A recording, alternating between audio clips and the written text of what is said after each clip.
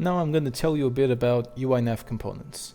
UINavComponents are a class that derives from user widget that has a UINav button and optionally a text element, which must be called respectively navButton and navText. I'm going to show you a quick example. If I go to the UI navigation content, examples, components, and open the option box, I can see that there is a nav button and also a navText.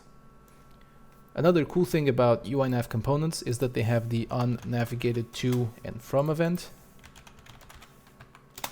And these events will be called when this component is navigated to and from, which allows you to specify how you want this component to change as the player is navigating to or from it.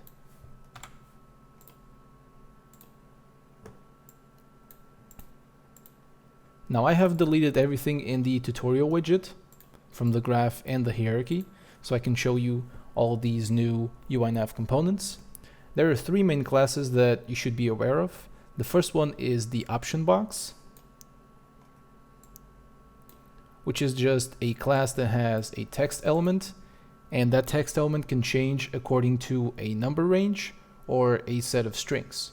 So in this case I have a number range that goes from 1 to 5 with an interval of 1. So let's see what that looks like. First we have to set up the navigation for it.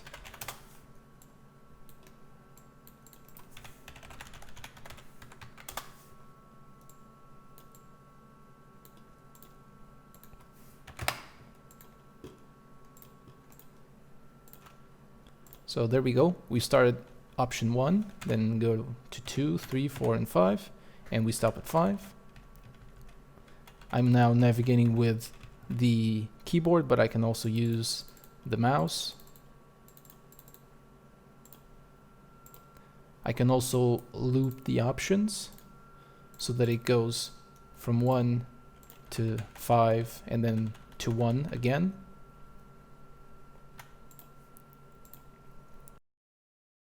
I can also use the set of strings in order to show the options.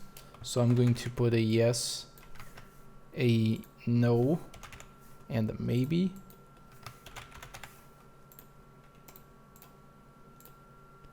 And you can see those options on the option box.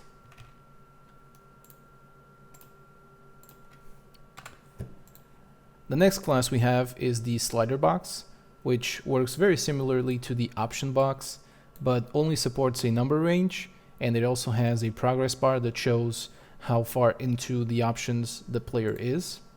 So I'm going to put a range from 0 to 10 with an interval of 2. And so this is what it looks like. Again, I can use both the mouse, the keyboard, or the gamepad in order to navigate these options.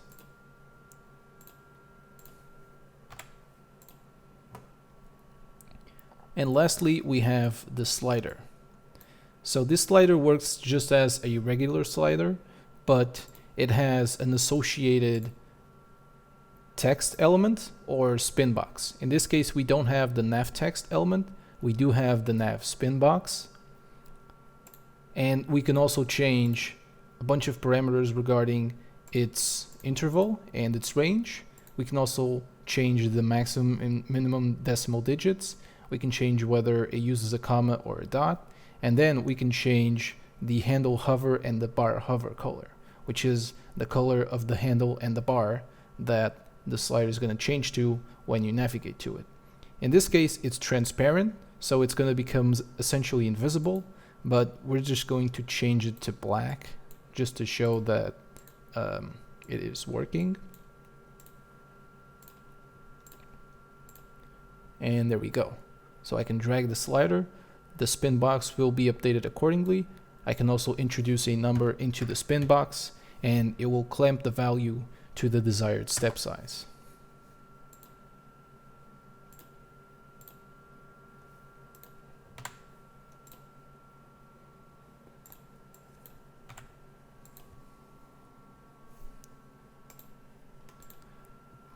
You can go to the docs folder